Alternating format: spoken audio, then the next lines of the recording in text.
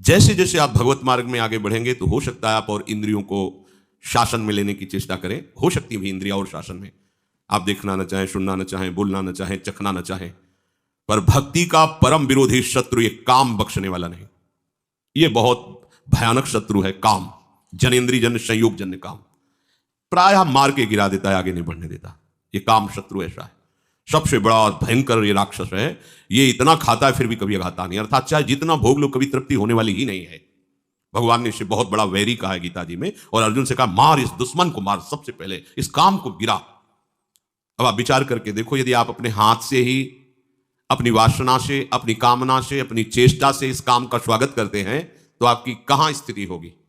जबकि इस दुश्मन को दुश्मन मानकर मारना है, अगर इसकी प्रेरणा के अनुसार आप कोई कार्य करते हैं तो आप इसका स्वागत करते हैं। जहां काम है वहां प्रेम का प्रादुर्भाव होना अत्यंत कठिन हो जाता है। हो सकता है प्रेम, क्योंकि भगवान का अंश है, पर इसे त्यागना पड़ेगा। और बहुत सुंदर काम के नाश का उपाय श्री चतुरासी जी की फल स्तुति में वर्णन करते, भाव जल निधि को नाव, काम पावक को पानी। और श्रीमद् भागवत में शुकाचार्य रास पंच अध्याय का फल स्तुति में वर्णन करते हैं कि ये जो ब्रजबधू की रास क्रीड़ा श्री कृष्ण के साथ है, इसका जो गायन करेगा उसका हृदय रोग नष्ट हो जाए। विक्रीडितम ब्रजबधू भिरदम च विष्णु, इस श्लोक में वर्णन किया है। यदि हम प्रभु का स्मरण, प्रभु की लीलाओं का गायन करें तो बहुत जल्दी इस हम काम रोग से बच सकते हैं।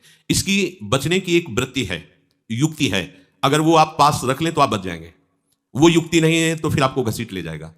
ये अनुभव की बात करें, कुछ बात होती है जो शास्त्रीय, और उसी का जब अनुभव किया जाता है प्रैक्टिकल उसका, तब वो बात ज्यादा समझ में आती है। इस काम को ये देखा है कि उसका कोई भी आश्रय नहीं होना चाहिए, सहारा नहीं उसको होना चाहिए। अगर आपको लग रहा है कि 1 किलोमीटर जाने के बाद हमारे काम की पूर्ति हो सकती है तो मर गए आप, मारे जाओगे, मारे जाओगे। अगर कोई भी व्यक्ति शरीरधारी इस काम का आश्रय आपके हृदय में है तो आप मारे जाओगे पक्का।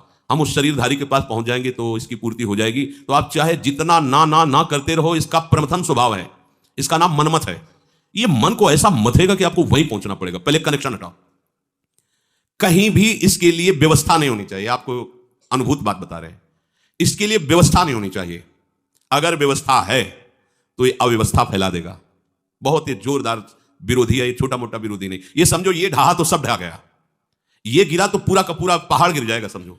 इसी पहाड़ के बाद जो है वो प्रेम देश है, जहां प्रवेश किया जाता है। जहां काम तहां राम नहीं, और जहां राम नहीं काम, ऐसा वर्णन किया महापुरुषों ने। ये बहुत बड़ा दुश्मन है, लेकिन दुश्मन कौन मानता है? इसको तो प्रियतम माना जाता है।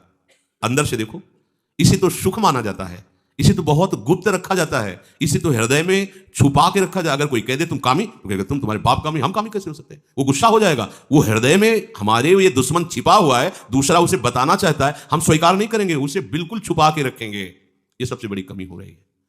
अगर इस दुश्मन को दुश्मन के रूप में देख लो तो पहला बाण मार दिया आपने उसके ऊपर, वो ढेर होना शुरू हो जाएगा। दूसरा, कोई संयोग का विधान नहीं रखना है, कोई शरीरधारी से ऐसे संपर्क नहीं रखना है जिसके पास जाने से इस काम की वृत्ति की पूर्ति हो जाए, समझ लेना। तीसरा, आपको स्वयं में कोई ऐसी चेष्टा नहीं करनी है जिससे इस काम का स्वागत हो। काम के द्वारा प्रेरित कोई भी ऐसी चेष्टा नहीं करनी, उसको सहना है।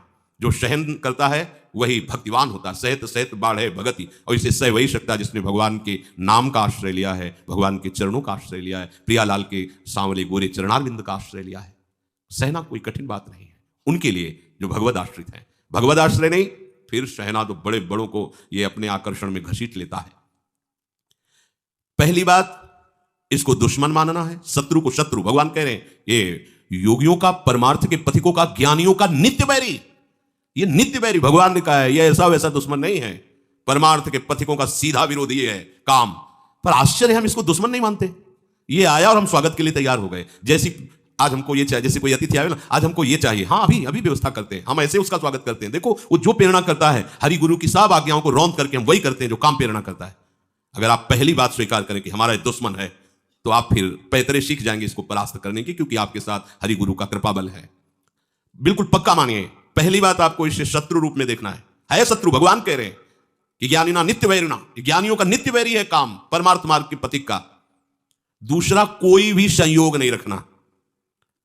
सच्ची मानिए, यदि आपके संयोग का है तो कई किलोमीटर पैदल चलवा देगा। कुछ भी न जाने कितने बहाने, न जाने कितने नाटक ये करेगा।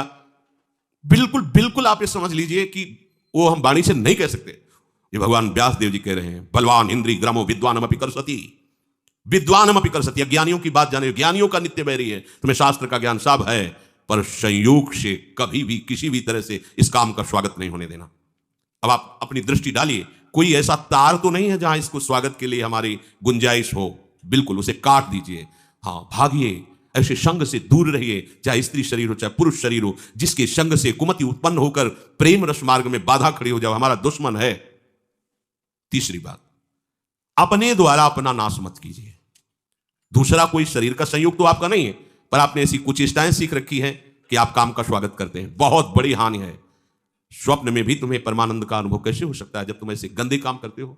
जिस आसन पे तुम लेटते हो उसी में भजन करना है, रात दिन उसी में सुमिरन करना है, तुम अपने आसन को गंदा कर रहे हो। ऐसे परम पावन धाम में रह रहे हो, कैसी चेष्टा कर रहे हो? ये सब ध्यान से सुनो।